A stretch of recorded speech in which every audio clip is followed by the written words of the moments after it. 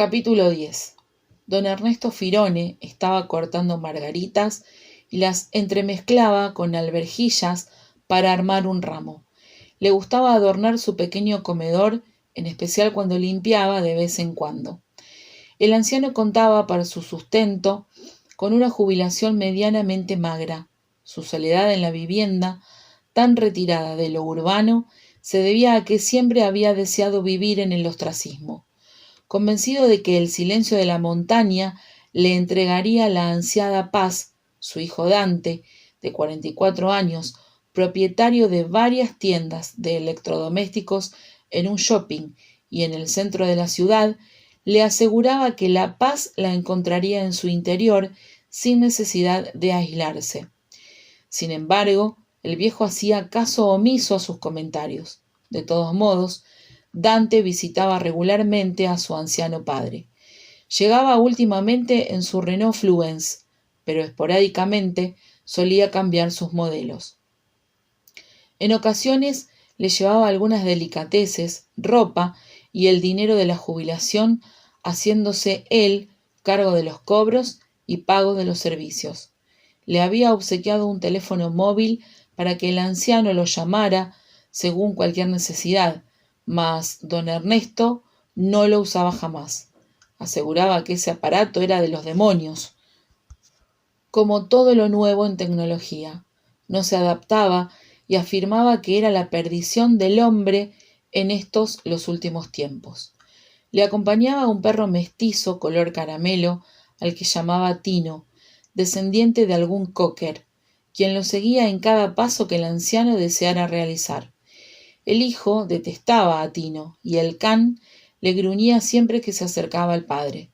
En oportunidades se quejaba del animal, aduciendo que era un perro inútil, destrozón y sucio, aunque le reconocía la compañía y defensa por su secuencia de ladridos potentes cuando se aproximaba algún otro extraño a la casa de su padre. En varias oportunidades había amenazado al anciano con pasarle con el auto por encima al perro si se le interponía en los caminos. Eso le provocaba pánico a don Ernesto Firone, quien se asombraba de la mirada helada de su hijo, cuyos comentarios le eran demasiado desproporcionados, generándole en ocasiones sensaciones de desconocerlo. Ya se había retirado Basualdo luego de apilar todos los rollos de leña en el galpón lateral de la cabaña de don Firone, pero antes de irse aprovechó con su intromisión a comentar sobre el poco espacio del que disponía el anciano. «Che, viejito Ernesto, ¿por qué no se lleva a su mijito toda su cosa? Ya no le queda dónde guardar. Las cajas en el galpón le están ocupando todito el espacio». Durante la tarde, el anciano agradecido le había convidado unos mates que compartieron en las hamacas de la galería mientras apreciaban el poniente, al cobijo de una hiedra añosa que se había encaprichado en invadir todos los pilotes y paredones de la vivienda, pero que los protegía de la fresca brisa crepuscular. Los comentarios libidinosos del almacenero al referirse a la artista desaparecida le molestaron algo a don Ernesto. Le preguntó a propósito si habían tenido algo con Dálmaris, tratando de ahondar en sus intereses, pero a pesar de la negativa de Basualdo, le dejó entrever sus intenciones bajas hacia las mujeres del lugar, quedando el anciano algo molesto e inquieto. Al acercarse la noche, luego de beber su sopa cremosa de cebollas y preparar su bolsa de agua caliente, le echó una última mirada a las estrellas del cielo oscuro. La luna nueva hacía que el paisaje nocturno no emanara ninguna imagen, entregando solo sombras sobre las superficies bucólicas. Mientras cerraba los ventanales que daban al lateral de su patio, se sobresaltó cuando divisó a lo lejos, detrás del bosquecito, luz proveniente de la cabaña de Yona. ¿Cuándo ese tipo había llegado?, se preguntó en voz alta. No se explicaba el porqué de la molestia con ese hombre, si al fin y al cabo nunca le había hecho nada. Parecía un buen muchacho, pero analizando sus recuerdos le molestaba considerarlo mentiroso porque se decía primo de esa chica Dánmaris, siendo que ella lo negaba, y además ese hombre era de color, un chico morocho, mestizo, centroamericano, contrastando con la blancura de la piel de Dánmaris. ¿Primos de dónde? Se preguntaba curioso y sobre todo en la incomprensión en cuanto a la historia verdadera o el origen de ese muchacho y a qué se dedicaría. Otra cosa que le molestaba al anciano era que su hijo Dante, de vez en cuando, mantenía conferencias con ese tal Jonah. Don Firone pensaba que quizás pretendía solo sostener buenas relaciones con los vecinos suyos. Hay que quedar bien con la gente, papá. Uno nunca sabe cuándo se los puede necesitar a los vecinos, le refería muchas veces su hijo ante los interrogantes molestos de don Ernesto. También los pensamientos del anciano esa noche se encontraban caprichosos y rondaban en ciertas dudas con respecto a Dante. No entendía el porqué de su interés material, cuando de más chico era desinteresado. Sin embargo, últimamente solo hablaba de tecnologías de punta, de automóviles modernos de alta gama, y trataba de convencerlo en que abandonara la montaña para regresar a su buen vivir, como le bautizara. Además, a don Firone le incomodaba que su hijo Dante mantuviera ocupado su garage, donde ya no le cabían sus herramientas por el amontonamiento de cajas de electrodomésticos, según su hijo le dijera, traídos de Chile, para llevárselos a las tiendas. ¿Qué te molesta, papá? ¿Para qué querés tanto espacio si te sobra? Tomó conciencia en no darle importancia al asunto y decidió entregarse finalmente a sus sueños, cobijando en su cama caliente mientras se regocijaba pensando que afuera la noche oscura se estaba tornando demasiado fría. Dánmaris caminaba contenta y sonriente por el sendero del bosquecito. Se acercaba cada vez más con su camisa roja, jeans azules, bermudas y zapatillas del color de la camisa. Sus cabellos ondulados caían como cascadas oscuras y brillantes con el sol matutino. Don Firone, sentado en su galería, mientras escuchaba sus llamadores de ángeles que pendían entre las pilastras, al ritmo que le conferían una brisa tenue y fresca, confundiendo sus sonares con los trinares de los zorzales, la observaba como una luz que se le acercaba. Ella llegó hacia la casa y él le ofreció un mate. Dánmaris le transmitió un gesto dulce y radiante. Su sonrisa afable le otorgaba una paz muy suave. ¿No me aceptás un mate, querida?, dijo cariñoso. No, don Firone, vengo a buscarlo. ¿Quiere dar conmigo un paseo muy lindo? Y me parece que no solo alverjillas y margaritas tendrá en su mesa, ahora también jazmines, rosas y lirios muy perfumados. Sé cuánto le gustan las flores, don Ernesto. Sí, mijita, pero aquí en el valle me cuesta mucho cultivarlas y ya estoy viejo para eso.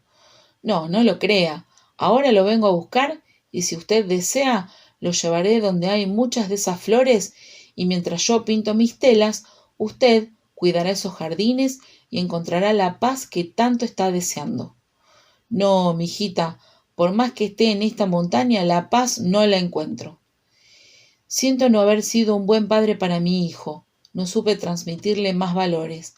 Es lo que veo muy endemoniado con este mundo. Hay algo en él que no me gusta, mijita, y no sé qué es. Él dice que la paz la encontraré dentro mío, y dentro mío solo hay un infierno. Recuerdo demasiado a Dora y... Mientras decía esto, las lágrimas invadían su rostro. La extraño mucho. No fui bueno ni justo con ella. Debía haberle sido fiel. Fui un viejo egoísta. La engañaba. No supe cuidarla y su corazón no pudo más. Mientras evocaba estos recuerdos, arrepintiéndose profundamente, los sollozos del anciano aumentaban, sacudiendo su cuerpo, que reposaba debajo de las sábanas y mantas en su cama caliente. Dánmaris se acercó aún más al anciano doliente y con su mano tibia y suave secó sus lágrimas, calmando su angustia. Ella lo está esperando en el jardín de rosas, don Ernesto. Deme la mano. Vamos, despacio. Levántese de esa cama despacito y venga conmigo. El anciano obedeció con actitud sumisa y se incorporó ágilmente a la vez que su cuerpo quedaba muy quieto sobre la cama. Mientras su alma se desprendía, la presión arterial subía y los frágiles, esclerosados y pequeños vasos sanguíneos cerebrales permitían el inevitable derrame, dejando fluir su contenido. La habitación de don Ernesto se fue enfriando poco a poco con el avanzar paulatino de la noche oscura y sin luna, mientras Dálmaris y Ernesto Firone se perdían esfumándose en el camino luminoso del bosque de álamos, de altísimos y vastos pinares. Tino continuaba sus perezosos sueños echado al lado de la cama sobre su cómoda manta, manteniéndose demasiado ajeno. Sin embargo, se despertaba de tanto en tanto por el incremento del frío en el interior de la habitación. Dio un salto a la cama de su amo, pero no lo encontró albergante, sino más frío aún que su manta en el piso, a la que tuvo que regresar. Olga cortó su teléfono móvil y tomó los bolsos que había traído. Los llevó a la cocina, colocándolos sobre la mesa. Miró hacia el patio y la escalera le obligaba a subir nuevamente. Había dejado, tras el llamado telefónico, la puerta del taller abierta. Su garganta tenía un nudo, una sensación de ahogo profunda. Con dificultad avanzó hacia el patio, ascendió las escaleras y se encontró frente al cuadro nuevamente.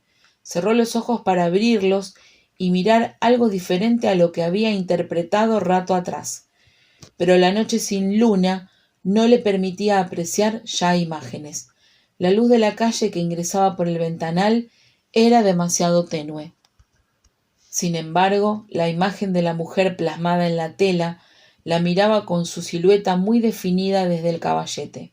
Encendió la luz del taller y con valentía se puso frente al cuadro sin terminar.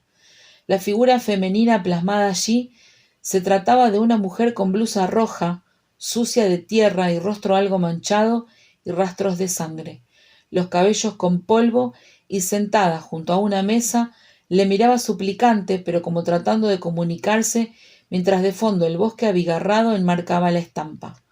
Olga trató de calmarse. La fémina ahí pintada era su amiga. La indumentaria, aunque algo raída, era la misma de sus sueños. ¿Cómo ella se pintaría a sí misma? ¿Se daría cuenta en lo que estaba produciendo sobre esa tela?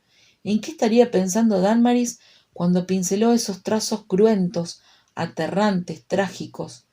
¿Qué significaba ese lugar, ese bosquecito? Los interrogantes se agolpaban en su mente confusa, uno a uno, pero a borbotones. Sentía que le temblaban las piernas. Se sentó nuevamente en el silloncito de tapizado gris, pues temblorosa apenas podía sostenerse en pie. Tomó otro cigarrillo de la mesita, uno de los Virginia de Dálmaris. Encendió el filtro equivocada y mientras insultaba enojada, muy nerviosa, pensó en que debía tranquilizarse. Tenía que equilibrarse como fuera. Volvió a encender un cigarrillo y miró otra vez la obra en elaboración. Ese bosquecito le recordaba a una imagen vista anteriormente. ¿Dónde? Trató de recordar y evocó una foto en la que Dálmaris aparecía en la montaña rodeada de algunos personajes del lugar, de un anciano que la tomaba de los hombros, de una señora mayor con un vestido oscuro, más bajita, y de un muchacho trigueño, más bien morocho. No había sabido en el momento quiénes eran y no le dio importancia alguna.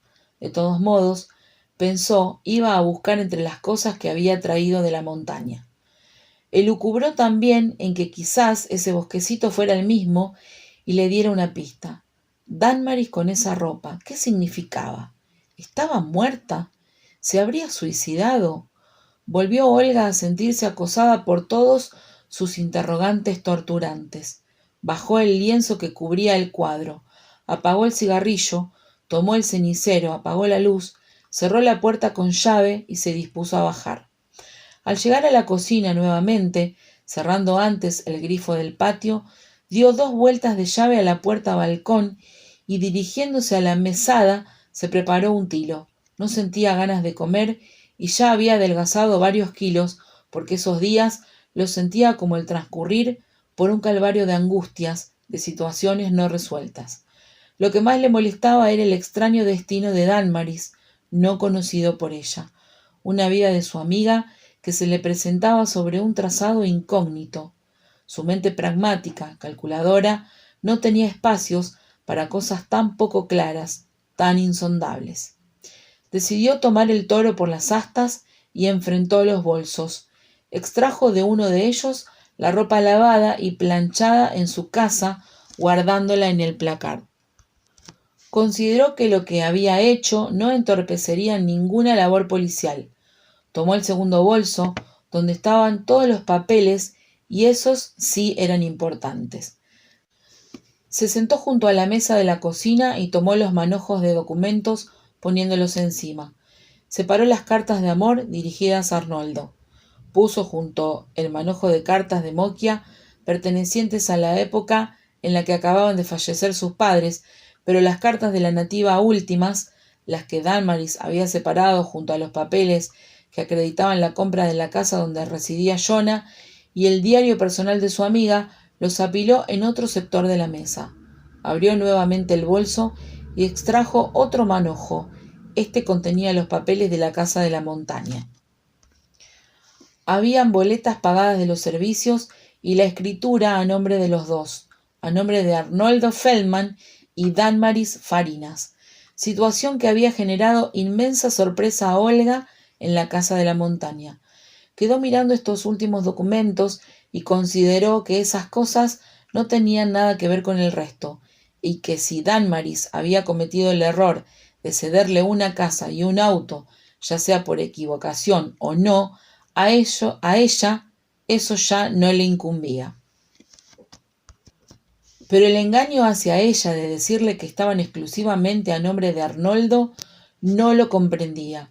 La sorpresa de Olga radicaba en los engaños, en los encubrimientos o en los ocultamientos. Dolía saber que su amiga no confiaba en ella. Puso todos esos papeles junto a los primeros. Volvió al grupo de cartas de Mokia, de esa nativa dulce que ahora no le caía nada simpática. En su interior la consideraba una oportunista que había abusado de la confianza de los Turner y estafado a su amiga. Continuó revisando cartas que no había alcanzado a leer en la montaña. El sobre contenía un papel y una foto. En ella estaban Mokia, que reflejaba su aspecto octogenario, y sus 2 nietos, uno a cada lado de su abuela.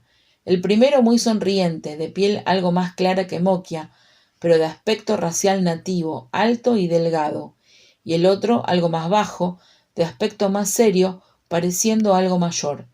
Los rasgos de ambos eran muy similares, bastante parecidos, se dijo a sí misma en voz alta. Dio vuelta a la foto y en su reverso había una leyenda. Con cariño para Damaris, celebrando mi cumpleaños con mis adorados nietitos, Jesús Jonathan y Jesús Emilio, noviembre de 2002. San Juan, Mokia Quiñone Turner. Giró nuevamente la foto y detuvo su mirada en el primer hombre. Aparentaba unos 38 o 40 años.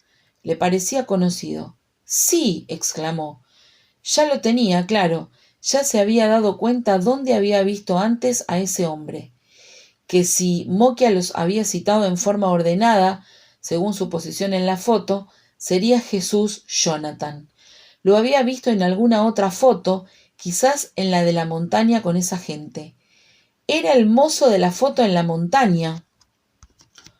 Olga se sobresaltó y con la foto, el sobre y el papel en su mano, se puso a buscar entre los manojos en forma nerviosa, ya a estas alturas, todos mezclados hasta que encontró un sobre marrón de papel manila que contenía varias fotos de la montaña.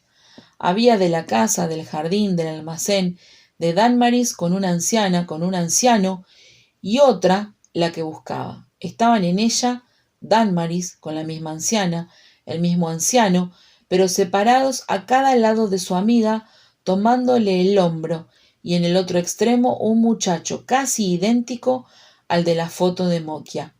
Todo le cerraba. Era el primo, el nieto de Mokia, en su casa de la montaña, la que comprara Dagmaris.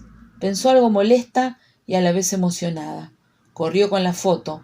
Le interesaba el fondo de la misma. Abrió compulsivamente las vueltas de la llave de la puerta balcón de la cocina, corrió atravesando otra vez el patio, subió la escalera casi volando sobre sus escalones mientras le punzaba el pecho y la respiración le era dificultosa. Tuvo que subir más lento y colocó inconscientemente su mano en el costado delantero izquierdo del pecho. Abrió la puerta del taller, encendió la luz y levantó agitada otra vez el lienzo. Comparó el bosquecito. Lo reconoció como el mismo de la fotografía. Sí, es la misma óptica, se dijo. Sintió la necesidad de sentarse nuevamente en el silloncito, haciendo un gran esfuerzo por respirar y lograr calma. En el conjunto, en la mano izquierda, traía con el sobre y la foto una carta. Era una nota en papel, perteneciente al primer sobre de Mokia. La tomó y leyó en ella. Mi querida Dagmaris, estoy contenta por el lindo cumpleaños que pasamos en la casa. Mis nietos se encargaron que nada faltara. Invitaron a los vecinos de al lado y a algunos amigos de ellos. En la mesa no faltó nada y todo estuvo riquísimo. Había tamales, atole, pavo, pozole, menudo, rosca, los buñuelos de siempre, esos que tanto te gustan, quequitos, champurrado y ensaladas de pepinos y jícama. Los 2 changos están conmigo ahora vacacionando en la casa. No estarán con trabajo, pero su compañía me alegra. Te envío muchos besos y saludos de Jonah y Emilio. Mokia Quiñone Turner. Olga quedó con su mente en blanco. El cansancio que sentía era ostensible. Hizo un esfuerzo por incorporarse y tras bajar otra vez el lienzo y apagando la luz, cerró con llave la puerta. Descendió despacio, como si necesitara que el tiempo se detuviera. Ingresó a la cocina y cerró las puertas de rejas y las de vidrio que daban al fondo otra vez del mismo modo. Guardó las 2 fotos, donde figuraba el supuesto Jesús Jonathan, con el bosquecito detrás en su cartera. Juntó todo lo esparcido sobre la mesa. En el bolso le había quedado rezagada la escritura antigua de la casa de Puerto Rico a nombre de Susana Turner. Pensó en que nada ganaría reteniendo todos esos documentos. Guardó todo en el bolso y lo dejó sobre la mesa. Retiró la ropa lavada del lavarropas y la tendió a su alrededor en el tendedero que acababa de desplegar, acercándolo a las hornillas del horno. Como estaba fresco, encendió 2 hornallas para calentar el ambiente y ayudar a secar la ropa, ya que después la doblaría sobre una silla en el dormitorio, pero al menos la intimidad de su amiga estaría cuidada. En esos instantes sonó nuevamente el teléfono. Ya eran las 2 de la madrugada y Olga atendió. La mesita donde reposaba el teléfono fijo consistía en una repisa enfrentada con la mesa y la heladera. Junto había un revistero y una silla que recibió a Olga, a estas alturas, demasiado agobiada. Era Alberto, preguntando el porqué de su no regreso a la casa. Le cuestionaba qué más tendría que hacer allí y advertía que no tocara más nada. Olga le contestó tranquila, aduciendo que el comisario tendría todo lo necesario de Dagmaris a su disposición: cartas familiares, documentaciones sobre propiedades, fotos de familiares y parte de la historia de su amiga. También le transmitió a su esposo que pasaría la noche allí para esperar al comisario la mañana siguiente y entregarle personalmente las llaves, los documentos y la casa en definitiva. Alberto asintió algo disconforme, pero no le quedaba otra situación que aceptar. Olga colgó el tubo y en forma lenta giró hacia la habitación de la cocina. Quedó mirando adormecida, todavía impactada por la imagen plasmada en la pintura que acababa de descubrir en el taller de Dagmaris. Comenzó a percibir ya muy convencida varios aspectos. Uno de los primeros era sobre que ya se encontraba segura, que su amiga estaba muerta. Otra de las hipótesis era que ese bosquecito tendría algo que ver con su desaparición.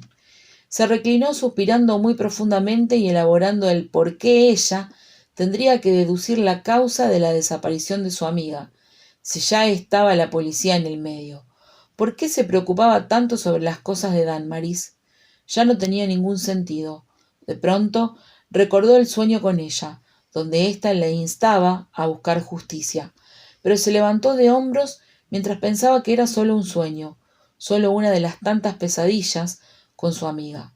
Además, tenía sentimientos encontrados porque se sentía molesta con lo descubierto recientemente y el haber sido marginada al respecto.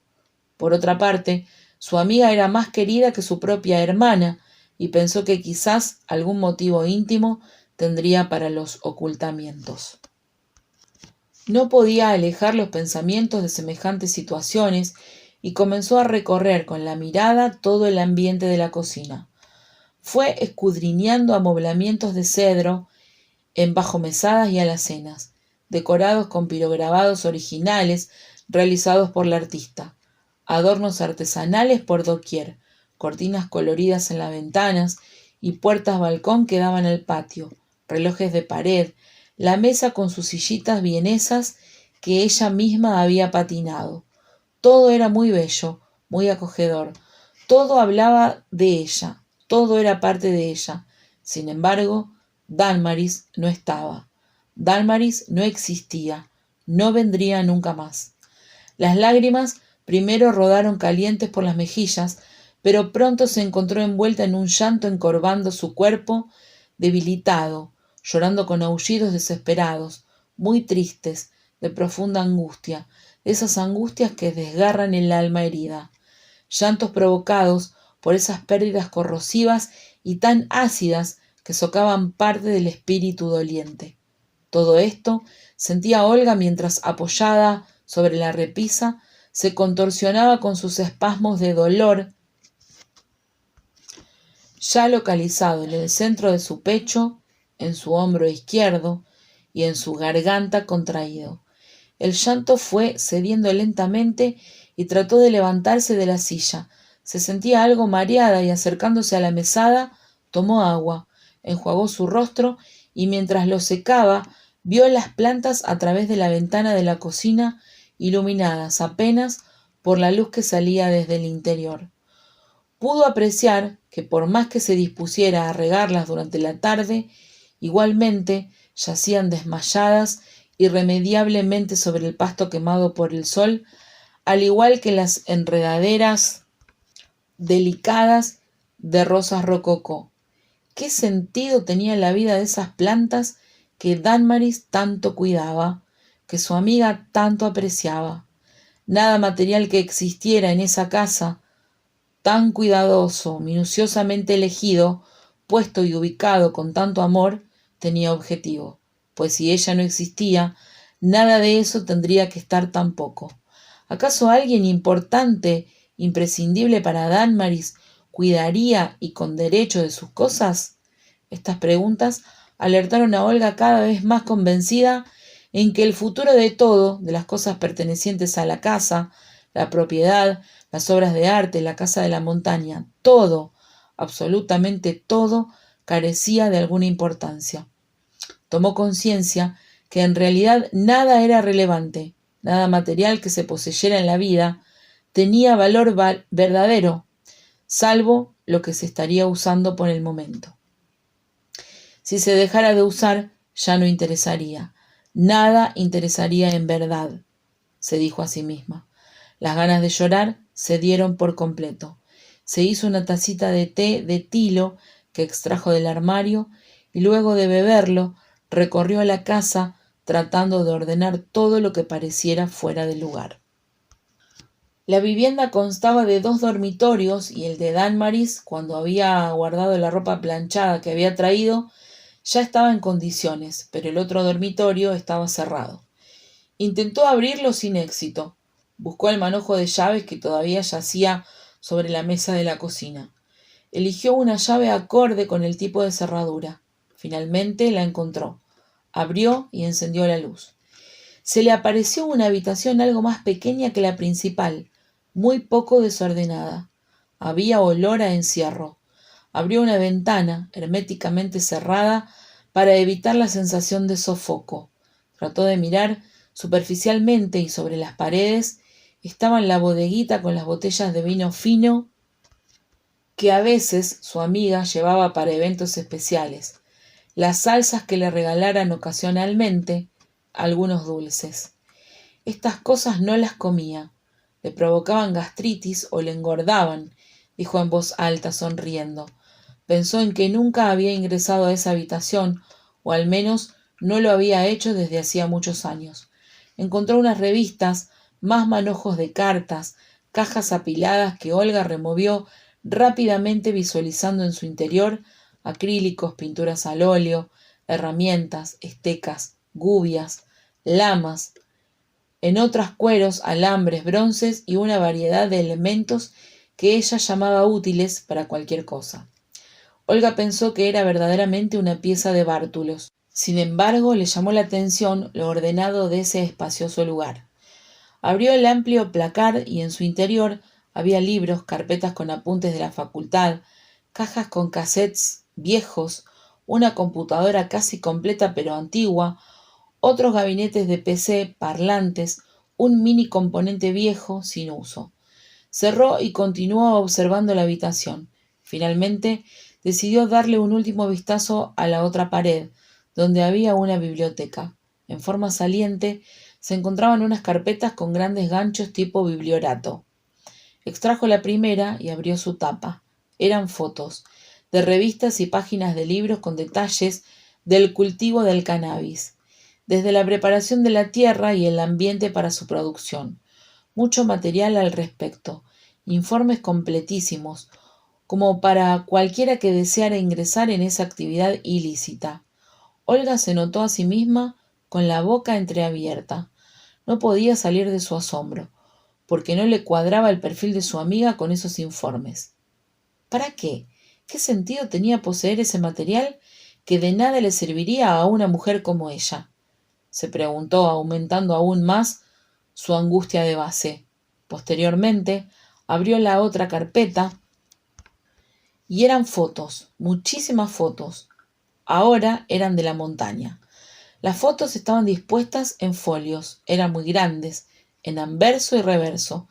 Reconoció una vez más el bosquecito de la pintura, pero muchas de las fotos mostraban habitaciones con aspecto de invernaderos, con múltiples macetas conteniendo altísimas plantas de cannabis de un hermoso verde, bien turgentes y perfectas, de amplia variedad en sus especies.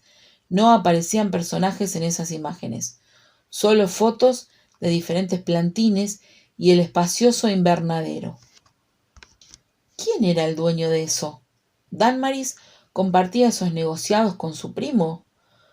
Pensó ya a esas alturas muy desesperada. Sintió náuseas porque ya era demasiado para ella. Las piernas no le respondían muy bien. Sintió la necesidad de buscar su cartera y encontrar en ella su pastillero para ingerirse un comprimido de clonazepam. El pánico le había dominado en una situación bastante paralizante. Quedó mirando todo, todas las imágenes que le ofrecían las carpetas que dejó sobre una mesita donde yacían varios altos de libros que Olga pudo rescatar como novelas, cuentos y algunos libros de arte bastante deteriorados y viejos.